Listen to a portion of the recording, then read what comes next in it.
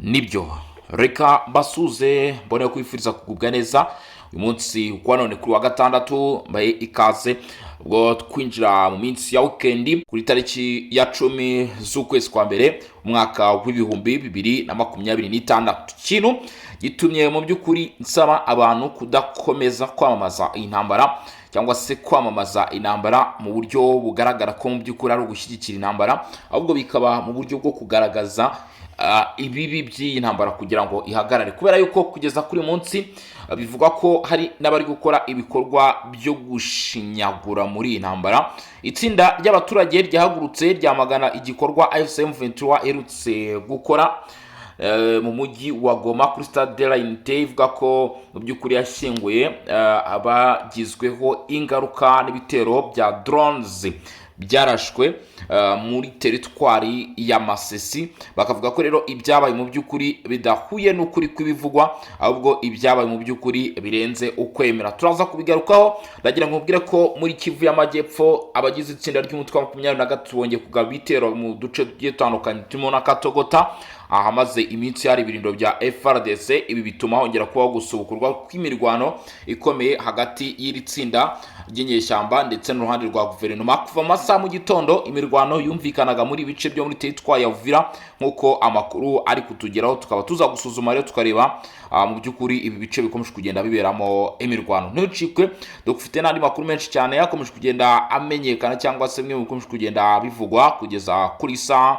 cyangwa se kugeza maginga yangaya mu by'ukuri kuko bigaragara ko nanone mu yandi makuru akomeje kugenda amenyekana cyangwa se mu byakomeje kugenda bivugwa kugeza uyu munsi ku butaka bw'uburasirazuba bwa Repubulika Iharanira Demokarasi ya Kongo nkuko bitangazamakuru bibitugaragariza ngo abaturage barifuza ko ubutegetsi bwa guverinoma bugaruka mu bice bigenzurwa n'inyeshyamba. Ni nyuma y'uko kandi bivugwa ko ahubwo izo nyeshyamba za 23 zaba ziri kongera ubushobozi mu by'ukuri kugira ngo barusheho kwigarura ibice bigiye bitandukanye. Ibyo byose tukaba tuza kugenda tubigarukaho tureba uko byifashe, ariko nyemerera mu by'ukuri twanzike twimatatura tudondosha duhere kuri amakuru avugwa hano rwagati mu mujyi wa Goma.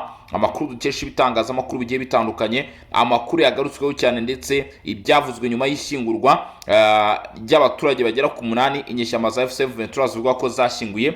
Hanyuma nitumara kubigarukaho turahita twinjira mu kibuga cy'urugamba cyangwa se ku mirongo y'imbere ku rugamba kuri front line, turebe uko byifashe naho, dore ko kugeza uyu munsi mu bigaragara mu ishusho igaragara y'ibiri kuba ku mirongo y'imbere ku rugamba naho bimeze nabi. Urugamba mu by'ukuri ari imberenge. Burya iyo drone zumvikanye, iyo drone zahagurutse jya umenya ko kama mbaye akaba kabaye, kuko kugeza kuri saa makuru mfite AFCM 23 mu by'ukuri namarira. AFCM 23 namarira kubera ki bimeze gutyo, kubera ko drone zakoze akazi. Abantu benshi cyane ngira ngo mwagiye mubibona, benshi ba postinga nyine ababo babashije kuba baburira muri ibyo bitero bya drone cyangwa se muri uku kurasa kwa drone. Ariko ibyo ntago byagakwiye kuba bibaho, ariko turaza kubigarukaho turebe uko byifashe kuko turanyarukira muri teritwari ya Masisi, turanyarukira n'ahandi mu bice bigiye bitandukanye turushaho kugenda tureba uko byifashe. Ku itariki 8 z'ukwezi kwa mbere umwaka w'2026 nibwo ibi byabaye. Bityo muri Kivu y'Amajyaruguru societe civile irasaba kumenya ukuri ku mibiri yashyinguwe na AFCM 23 igoma. Societe civile mu ntara Kivu y'Amajyaruguru iragaragaza impungenge zikomeye ku gikorwa cyakozwe n'umutwe twaje intwaro wa M23 AFC cyabaye ku itariki 8 Mutarama ubwo ahategurwaga umuhango wo gushyingura imibiri 22 kuri Stade de la Unité mu mujyi wa Goma. Iyo mibiri yashyizwe ahagaragara ivuga ko ari abantu bapfiriye muri iri turika rerutse kubera muri teritwari ya Masisi muri Masisi centre. Nyamara bikavuga ko ngo hari hatangajwe abantu 8 ariko ngo haje gushyingurwa abantu 22. Kimwe mu byagiye bikomeza guteza urujijo ndetse no kwibaza cyane. Nyamara societe civile ivuga ko iyo nyandiko ya AFCM 23 idashingiye ku kuri kandi ko hari impamvu zikomeye zituma hakekwa ko uwo muhango wari ufite izindi ntego zitari zo guha icyubahiro bapfuye ku bwabo gushyingura imibiri y'abantu bitabanje gukorwaho iperereza ryimbitse ku mpamvu n'aho bapfiriye ni ugusuzugura ngo uburenganzira bwa muntu ndetse no guhungabanya icyubahiro cy'abapfuye n'imiryango yabo. Mu itangazo ryasohotse tariki 9 Mutarama 2026, sosiyete sivile yagaragaje ko uwo muhango wabaye nta bushakashatsi bwigenga bwabanje gukorwa, bityo bakaba bagaragaza umugambi mubi wo kuyobya ibitekerezo by'abaturage ndetse no guhisha ukuri ku byaha bikomeje gukorerwa mu bice bigenzurwa n'inyeshyamba za FC23. Iyi sosiyete sivile ikaba ivuga ko mu 2022 yashyinguwe 17 muri yo itari y'abantu bapfiriye muri riturika ryabereye muri Masisi, ahubwo ko yakomotse ku makimbirane akomeye yabaye mu myaka yashize hagati ya sosiyete icukura amabuye y'agaciro yitwa SMB ndetse n'icyo bita Kopelema. Mu by'ukuri yabereye mu gace kaho bita Rubaya. Aya makimbirane ngo bivuga ko yahitanye abantu benshi, ariko imanza zabyo zikaba zitaratangira mu nkiko za Repubulika Iharanira Demokarasi ya Kongo. Gusa nk'uko sosiyete sivile bivuga ngo iyo mibiri yari imaze hafi imyaka 6 ibitswe muri moruge y'ibitaro bya leta muri Nord Kivu, itarabona uruhushya rwo gushyingurwa kuko ubutabera bwa Kongo butari bwabyemera. Imanza zikaba zari zikiri mu rukiko, aho bavuga ko iyo mibiri yakuwe muri morgue mu rukerera rwo ku itariki 8 Mutarama 2026 n'abantu bavuga ko ari abayobozi ba FC23 mu buryo bunyuranyije n'amategeko ndetse n'ubutabera.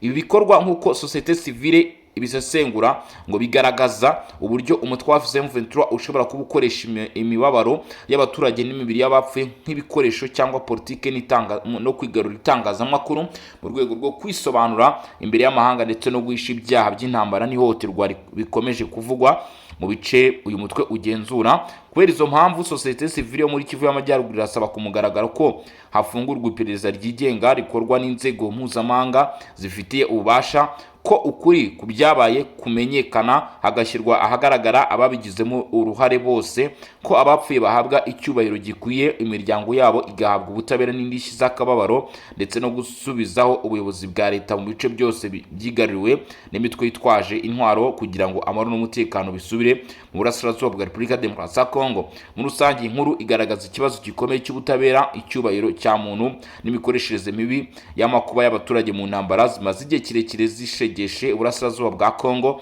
Sosiyete sivile ishimangira ko nta mahoro arambye ashobora kugerwaho hatabanje kumenyekana ukuri ndetse no guhana abakoze bene ibyo byaha bikomeje kugenda mu by'ukuri bikorerwa aba baturage, cyangwa se mu by'ukuri biri kuba ku baturage bagiye batandukanye mu bice bigiye bitandukanye. Sosiyete sivile rero ikaba yamaganye icyo gikorwa mu by'ukuri, ndetse n'abaturage bavuga ko batizeye neza ibyakozwe n'inyeshyamba za FC23, ahubwo byakozwe mu gihe hari ukundi kuri kubyihishe inyuma. Ni mu nyandiko mu by'ukuri ngira ngo nanone tube twagarukaho inyandiko y'amapaje 3, inyandiko y'amapaje 3 ndetse ifite icyo isobanuye mu by'ukuri, cyangwa se ifite icyo ivuga ku bijyanye n'izi ngingo. Hanyuma mu by'ukuri turebe ese n'iki kirimo. Abaturage babyamaganye cyane,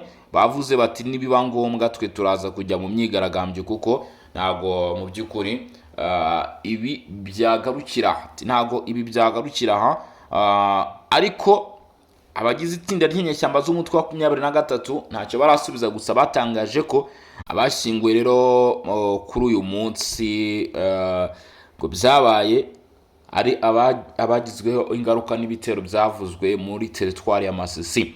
Sosiyete sivile ihuriweho mu ntara Kivu y'Amajyaruguru yatangaje ko ifite impungenge zikomeye ku nkomoko n'imikoreshereze y'imibiri 22 yashyinguwe n'umutwe wa FC23 mu muhango wabereye muri stade mu mujyi wa Goma ku wa 8 Mutarama 2026. Mu itangazo ryayo rigenewe abanyamakuru, sosiyete sivile yo ivuga ko uwo muhango wari ugamije kuyobya ibitekerezo by'abaturage, aho M23 ngo yagaragaje cyangwa se yagerageje kugaragaza ko iyo mibiri yose ari abantu bapfiriye mu turika ry'igisasu ryabereye mu centre ku itariki 2 Mutarama. Nyamara sosiyete sivile igaragaza ko amakuru yakusanyijwe agaragaza ko nyuma y'iyo manuka abayobozi ba mu buryo bwa bw'ibimenyetso bohereje imbangukiragutabara ebyiri mu bitaro bikuru bya Masisi, maze hakurwa imibiri 5 gusa y'abari bapfiriye muri iryo turika ijyanwa igoma ku itariki 3 Mutarama 2023, kandi ko ibyo bikaba ngo byarakozwe hatabanje kubasabira ko imiryango yabo mu by'ukuri ibyemera. Byakozwe mu by'ukuri nta burenganzira busabwe. Iryo tangazo rinasobanura ko mu bantu bapfiriye muri iyo manuka umubiri umwe gusa w'umwana w'umukobwa wari umaze kuzanwa igoma n'umuryango we ku munsi w'iyo manuka. Bituma hibazwa inkomoko y'indi mibiri 17 yiyongereyeho igahuzwa n'iyo 5 kugira ngo igere kuri 22 yashyinguwe ku mugaragaro.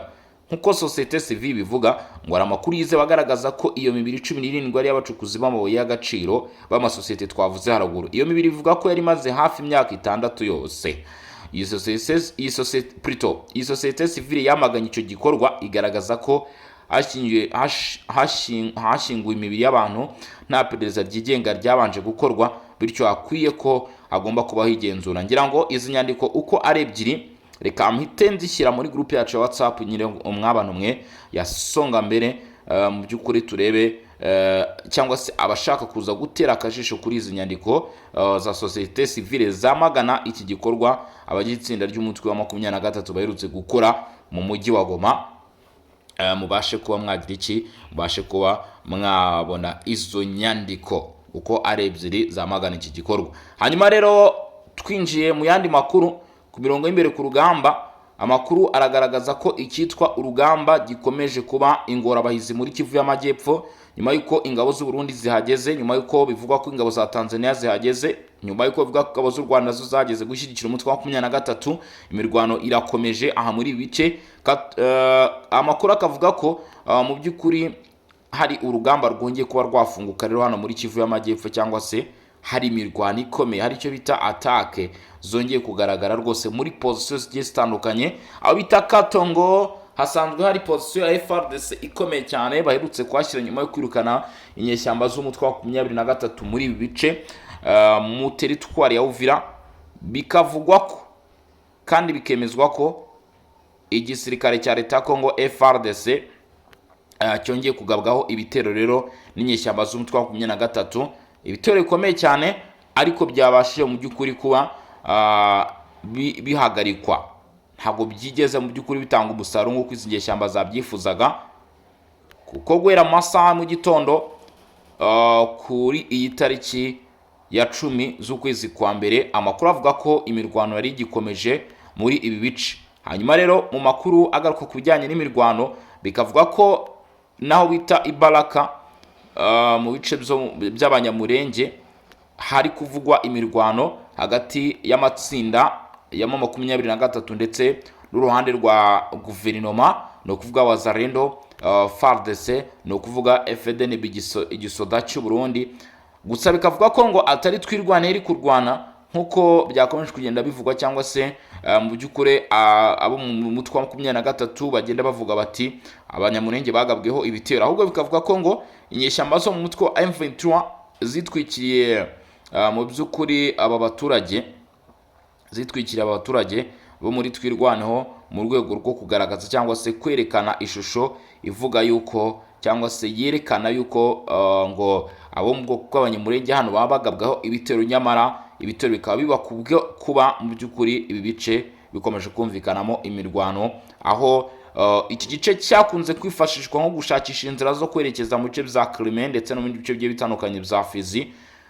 Bikavuga ko rero ari nayo mpamvu cyangwa se ari cyo gituma hari kuba imirwano, cyangwa se igisirikare cya leta Kongo FARDC cyatangije ibisa n'urugamba rukomeye cyane kandi rutanoroshye kugeza uyu munsi. Ntabwo byoroshye kuko imirwano iri kuvugwa ahangaha, imirwano iri kubera ahangaha mw'abantu mwe, ni imirwano ikomeye cyane, cyangwa se n'urugamba rukomeye cyane rurimo ragenda rukomeje kumvikana cyangwa se kuvugwa muri ibi bice. N'urugamba rudasanzwe. Ku makuru ari kuvugwa hano ngo mu by'ukuri kugeza uyu munsi bikaba bivuga ko raporo iherutse gusohoka yagaragaje ko ibice birimo Rucuru, ibice birimo Masisi, muri Nyiragongo, Warikare, mu nkengero z'umujyi wa Goma, aha hose ngo havugwa icyitwa FDLR, ngo kandi iri mu bice bigenzurwa n'inshyamba za AFC M23, ariko kubwo kuba mu by'ukuri uyu mutwe ngo hari gahunda yo kuwusenya, ngo birakwiye ko ubuyobozi bwa guverinoma buza cyangwa se bwemererwa kugaruka mu bice cyangwa se kujya mu myanya igenzurwa na FCM23, ari nayo nyine igaragaramo iki kibazo, kugira ngo habeho kugira iki kugikosora. Ariko se biraza kugenda bite niba uyu mutwe uri muri iyo myanya kandi mu by'ukuri ubuyobozi bwa guverinoma butemere cyangwa se budashobora kuba bwajyayo? Ngo icyo kikaba kimwe mu bibazo by'ingorabahizi biza gutuma dukomeza kurushaho kugenda tubona ingaruka z'iki kibazo, dukomeza kurushaho kugenda tubona mu by'ukuri ikibazo kirushaho kugenda gifata indi ntera cyangwa se kimara iminsi nk'abantu mwe hano ku butaka bw'uburasirazuba bwa Repubulika Iharanira Demokarasi ya Kongo. Ni urugamba rukomeye cyane, haragenda hashakishwa ibisubizo bigiye bitandukanye, ariko kandi hari n'ibyo inzego zitandukanye z'ibihugu biri kuvugwa muri intambara zikomeje kugenda zivuga cyangwa se zigarukaho, ngira ngo nabyo twabikomozaho tukareba ishusho yabyo cyangwa se tukareba uko bihagaze, tukareba ibiri kuvugwa kugeza kuri uyu munsi. Olivier Nduhungirehe, minisitiri w'ububanyi n'amahanga, hari ibyo yavuze nyuma y'uko hasohotse raporo mu by'ukuri ikomeye cyane. Minisitiri Nduhungirehe yashinje impuguke za Loni ngo gukora ibikorwa ndetse na raporo yo kubogamira kuri FDLR. Byagenze bite kugira ngo bibe bimeze gutya? Ngo minisitiri w'ububanyi n'amahanga n'ubutwererane Ambasaderi Olivier Nduhungirehe we yashinje impuguke z'umuryango w'abibumbye kubogamira ku mutwe w'iterabwoba FDLR ufashwa n'ubutegetsi bwa Repubulika ya Demokarasi ya Kongo. Ibi bikaba byavuzwe tariki 30 Ukuboza 2025 aho impuguke 5 za Loni zasohoye raporo igaragaza uko umutekano wari uhagaze muri Repubulika ya Demokarasi ya Kongo kuva mu kwezi kwa mbere kugeza mu Kwakira umwaka wa 2025. Yibanda cyane ku gushinja ihuriro FCM23 rigenzura ibice byinshi mu Kivu y'Amajyaruguru na Kivu y'Amajyepfo. Izi mpuguke ngo zari ziyobowe no bita Christina Valga zishinja abarwanyi ba FCM23 kwirukana abasivile mu ngo zabo ndetse no kubabuza kujya guhinga amasambu yabo. Ngo ibitero kuri FDLR byatumye abasivile benshi bahungira muri Uganda bava muri teritwari ya Rucuru. Zagize ziti kwibasira bigambiriwe itsinda runaka n'abasivile bayishamikiyeho cyane cyane bo mu bwoko bw'Abahutu ngo bishobora kuba icyaha cy'intambara cyangwa icyaha kibasira inyoko muntu. Ariko kandi nanone Minisitiri Nduhungirehe yatangaje ko gushinja FCM23 kwibasira abasivile mu by'ukuri bigamije kwerekana ko FDLR atariyo ikora ibyaha gusa, kandi ko ibyo bishimangira ko izo mpuguke ngo zashyigikiye uyu mutwe w'iterabwoba. Bivuze iki? Mu magambo make, Olivier Nduhungirehe cyangwa se mu izina rya guverinoma y'u Rwanda baramagana ibikubiye muri raporo y'impuguke z'umuryango wa Loni cyangwa se w'abibumbye, bakavuga ko mu by'ukuri atari ukuri cyangwa se ibyagaragajwe muri iyi raporo bidafite aho bihuriye n'ukuri. Yagize ati itsinda rito ry'abakozi 5 ba Loni bahawe gusa izina ry'impuguke riri kugaragaza cyangwa se riri kugerageza guhimba amakuru asa nayo ku rundi ruhande muri Repubulika ya Demokarasi ya Kongo, ribogamira ku bajenosideri ba FDLR kandi gusenywa kwayo biri mu mutima w'amasezerano y'amahoro ya Washington. Yasobanuye ko izi mpuguke ngo zahimbye amakuru mu gihe televiziyo ya Repubulika ya Demokarasi ya Kongo RTNC n'abayobozi bo muri iki gihugu bikomeje gukwirakwiza imvugo z'ibirwango ndetse n'ibikorwa mu by'ukuri by'ingengabitekerezo ya jenoside abasivile bakomeje kwibasirwa b'uruhande rumwe. Aya akaba ari amagambo ya Olivier Nduhungirehe agaragaramo ukunenga cyane raporo impuguke z'umuryango w'abibumbye ndetse no kwishidikanyaho, bigaragazwa nk'aho isi yose idakwiye kwizera ishusho ndetse n'ibivugwa muri iyi raporo mu byo yagarutseho, avuga nyine byinshi ku bijyanye n'iyi raporo. Ngira ngo murabyumviye uko byifashe kugeza kuri isaha hano mu karere k'Afurika y'ibiyaga bigari, tubihuje n'iki kibazo cyo mu burasirazuba bwa Kongo rero gikomeje mu by'ukuri kuvugwa cyane, havugwamo byinshi. Reka unyemerere dusuzume mu by'ukuri ibingibi kugeza kuri isaha, ariko mu masaha imbere tuze no kugaruka nanone tureba n'ibindi babigezweho. Ari nayo mpamvu ugomba gukanda subscribe cyangwa se sabone kugira ngo tuze kubana mu makuru n'ibiganiro bigiye bitandukanye biza kugenda mu by'ukuri bikugeraho. Nge rero wumvaga kuri izi mikoro, amazina yanjye nk'ibisanzwe na Bosco Mutaramo cyane, iyi akaba ari Region Info, urubuga cyangwa se aho tugenda tukugezaho amakuru munsi ku wundi uko bwije n'uko bukeye. Bityo ku batarajya muri group yacu ya WhatsApp, ndagira ngo mu by'ukuri munyarukireyo tuze kubana tanu kwa tanu. Uraza guca muri comment urebe link ikugezayo, hanyuma ibindi turaza guhura nyine mu masaha imbere tureba uko biraba byifashe. Mugire ibihe byiza, mukomeze kugira weekend nziza. Bagiye gusenga Adventiste bo ku munsi wa karindwi, ndetse abandi bari mu mirimo igiye itandukanye basohotse, ndetse nabo bitifashe neza cyangwa se bahuye n'ibyago, na mwese bifurije gukomeza mu by'ukuri kubana n'Imana. Hanyuma rero reka mbabwire nti mugire ibihe byiza, mukomeze kuryoherwa. Ciao ciao, hasta la vista.